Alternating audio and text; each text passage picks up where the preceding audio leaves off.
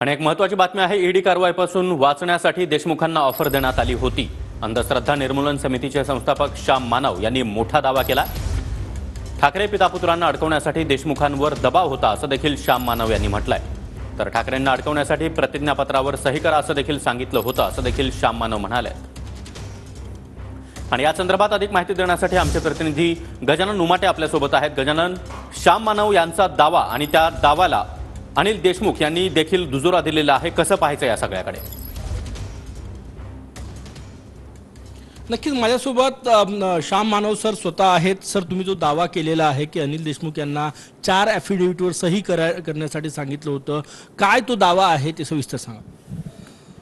सगळ्यात पहिले मुंबई पोलीस कमिशनरांनी लिहून दिलं की महाराष्ट्राचे गृहमंत्री अनिल देशमुख यांनी 100 कोटी दर महिन्याला गोळा करायला सांगितले बारवाल्यांकडून।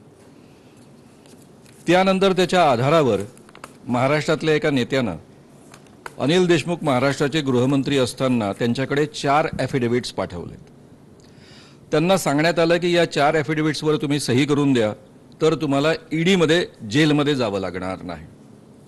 त्यातलं पहिलं ॲफिडेव्हिट होतं की उद्धवजी ठाकरे महाराष्ट्राचे मुख्यमंत्री यांनी मातोश्रीवर अनिल देशमुखांना बोलावलं, गृहमंत्र्यांना त्या ठिकाणी दर महिन्याला पैसे गोळा करायला सांगितले, या ॲफिडेव्हिटवर सही करून द्या। दुसरं ॲफिडेव्हिट होतं उद्धव ठाकरेंचे पुत्र कॅबिनेट मंत्री हे जे आहेत त्यांनी दिशा सॅलियन नावाच्या मुलीवर बलात्कार केला आणि तिचा खून केला, यावर सही करून द्या। तिसरं अनिल परब यांचे काही अवैध बांधकामं आहे, ते अवैध बांधकामं आहेत, यावर त्या ॲफिडेव्हिटवर सही करून द्या। आणि चौथं ॲफिडेव्हिट तर फारच चमत्कृतीजन्य होतं। त्याच सरकारमध्ये त्याच पक्षाचे म्हणजे अनिल देशमुखांच्या पक्षाचे उपमुख्यमंत्री अजितदादा पवार यांनी त्यांना त्यांच्या बंगल्यावर बोलावलं।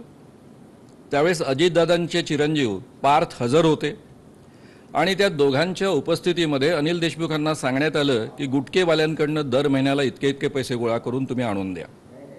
या 4 ॲफिडेव्हिट्सवर तुम्ही जर सही करून दिली तर तुमच्यावर ईडीची कारवाई होणार नाही। हा जो दावा तुम्ही करताय याला आधार काय आहे, हा सगळ्यात मोठा प्रश्न उपस्थित केला जाणार। ज्यांच्या विरोधात हा दावा आहे, काय आधार आहे? या मला फार आश्चर्य वाटतंय, हे मी फार पूर्वी लोकसभेच्या इलेक्शनच्या आधीच बोललेलो आहे। त्यानंतर अनिल देशमुखांची सविस्तर मुलाखत त्यावर झालेली आहे। त्यांनी हे सगळे मुद्दे टीव्हीवर ऑलरेडी मुलाखतीमध्ये सांगितलेले आहेत। हे 4 ॲफिडेव्हिट्सवर लिहून मागितलं, तर हा मुद्दा संपवतो मी। त्यापैकी मग त्यांनी सांगितलं की हे मला शक्य नाही। मग पुन्हा निरोप आला की ठीक आहे, तुम्हाला अजितदादांच्या विरुद्ध बोलणं शक्य नसेल तर बाकी 3 ॲफिडेव्हिट्सवर तुम्ही सही करून द्या। खरं म्हणजे अंतर्गत गोष्टी मला खूप सांगता येत नाही आहे। अनिल देशमुखांवर त्यावेळेस इतका दबाव होता, संपूर्ण कुटुंबाचा प्रश्न होता, स्वतःच्या करिअरचा प्रश्न होता, जेलमध्ये जाण्याचा प्रश्न होता। त्यांनी खूप विचार केला आणि शेवटी निर्णय घेतला की माझ्यामुळं 3 निरपराध माणसं जेलमध्ये जातील, उद्धवजी ठाकरे, त्यांचे चिरंजीव आदित्य ठाकरे, त्यानंतर पुन्हा अनिल परब, आणि हे मला मान्य नाही। आणि म्हणून ते अशा स्टेजपर्यंत आले होते की आत्महत्या करावी की काय, पण त्यांनी सुदैवानं आत्महत्या केली नाही, त्यांनी त्यावर सही केली नाही। आणि त्यावेळेस त्यांनी नकार दिला की मी सही करणार नाही। त्यानंतर सगळी पुढची चौकशी सुरू झाली आणि त्यांना 13 महिने जेलमध्ये काढावं लागलं। अनिल देशमुख आत्महत्या करण्याच्या विचारापर्यंत आले, हा दावा तुम्ही करताय? आता मी नाही दावा करत आहे, हे त्यांचं सांगणं आहे, ऑलरेडी ते बोललेले आहेत सगळं। त्यामुळे हे त्यांचं म्हणणं आहे, ते मी जाहीररित्या सांगतो आणि मला विश्वास बसल्याशिवाय मी कोणाचंही म्हणणं कोणाला सांगणार नाही। मला त्याची 100% खात्री आहे की याच पद्धतीनं घडलं, कारण पुढे कोर्टामध्ये जी केस झाली त्यामध्ये मुंबई पोलीस कमिशनरांनी स्पष्टरित्या लेखी दिलेलं आहे की अनिल देशमुखांनी मला कधीही पैसे गोळा करायला सांगितलं नाही। माझ्या हाताखालच्या एका इन्स्पेक्टरनी मला हे सांगितलेलं होतं। त्या इन्स्पेक्टरनी सुद्धा असं म्हटलं की अनिल देशमुखांनी मला कधीही बोलावून असं सांगितलेलं नाही आहे। मग अनिल देशमुखांचा संबंध इथे येतो कुठे?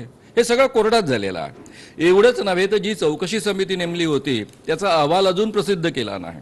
ती डिमांड अनिल देशमुखांनी जाहीररित्या केलेली आहे, त्यामध्ये क्लीन चिट दिलेली आहे, असं अनेक वृत्तपत्रांनी त्यावेळेस छापलेलं होतं। अनिल देशमुख सुद्धा ते बोलले। तुम्ही हा जो दावा करता की 4 ॲफिडेव्हिटचा, या दाव्याला अनिल देशमुख जे बोलले यापूर्वी तोच आधार आहे की आणखी काही आधार आहे, हा माझा प्रश्न आहे।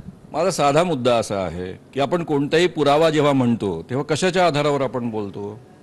समोरचा माणूस आपल्याला जे सांगतो आहे, कोर्टामध्ये ज्या पद्धतीनं केस गेलेली आहे, त्या सगळ्यांच्या आधारावर मला खात्री पटली म्हणून मी जाहीररित्या आता नाही बोललो आहे. हे 3-4 महिन्यापूर्वी मी जाहीररित्या बोललेलो आहे. त्यानंतर अनिल देशमुख जाहीररित्या टीव्हीच्याच मुलाखतीमध्ये हे बोललेले आहे. आजही अनिल देशमुख बोलले की आजही बोलतात ते. नाही, आज टीव्ही 9 ने मुलाखत घेतली त्यांची, त्यातही बोलले की श्याम मानव जे बोलले त्यामध्ये सत्य आहे असं ते आजही बोलले. बरोबर आहे ना, त्यांनी सांगितल्यानंतरच मी हे सांगू शकतो ना. हे ॲफिडेव्हिट त्यांच्यापर्यंत गेले हे कोण सांगणार? त्यांच्याशिवाय दुसरं कोण सांगू शकणार? आणि त्यांच्याजवळ ते सुरक्षित आहे, ते काही परत गेलेलं नाही ॲफिडेव्हिट. तेव्हा त्यांना पाहिजे तेव्हा तुम्हाला पुरावा तो वापरता येईल. तुम्ही यापूर्वीही दावा केला आणि तुमच्या दाव्याला आधार आहे तो अनिल देशमुख यांचं वक्तव्य आणि कोर्टात जे झालं त्याला. बरोबर, करेक्ट. आणि ती मला खात्री, मी पत्रकार आहे ना शेवटी, मी सातत्याने इन्व्हेस्टिगेटिव्ह जर्नलिझम केलेलं आहे. त्यामुळे तुमचा माझा अनुभव आहे हा की कोण सत्य असं बोलतं, कोण सत्य बोलत नाही, कशाच्या आधारावर आपण सत्य ठरवायचं, याचे काही आपले निकष असतात. त्याच्या आधारावर मला ते वाटलं म्हणून मी इतक्या जाहीररित्या बोलायला लागलो. तुम्ही जे 4 ॲफिडेव्हिटचा उल्लेख केलेला आहे ते कोणी दिले होते, कुठल्या पक्षाने दिले होते, काय सांगा? साधी गोष्ट आहे ना, ईडीमध्ये कोण टाकू शकतात? त्यांनी तर नावही घेतलेलं आहे, मी नाव घेऊ इच्छित नाही. पक्षातही नाही. नाही, पक्षाचं तर आहेच ना. बीजेपीचे लोक, बीजेपीचे महाराष्ट्रातले नेते जे कोणत्याही पदावर त्यावेळेस नव्हते. महाराष्ट्र राज्य हे या देशामधलं नंबर 2चं राज्य आहे आणि आर्थिक राजधानी असल्यामुळे त्याला नंबर 1 आर्थिक या अर्थाने राज्य म्हणता येईल. अशा महाराष्ट्र राज्याच्या गृहमंत्र्याला या पद्धतीनं धमकी देणं ईडीची आणि दुसऱ्या दिवशी पुन्हा चौकशा सुरू करून त्यांना जेलमध्ये टाकणं, हा कोणत्या प्रकारचं राज्य चालू आहे या देशामध्ये? कोणतं संविधान आपण अंमलामध्ये आणतो आहोत?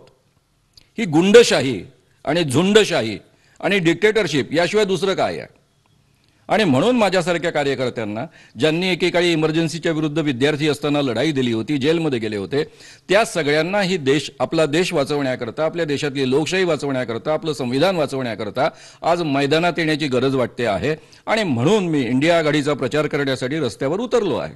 तुम्ही इंडिया आघाडीचा लोकसभा निवडणुकीतही प्रचार केलेला आहे. आता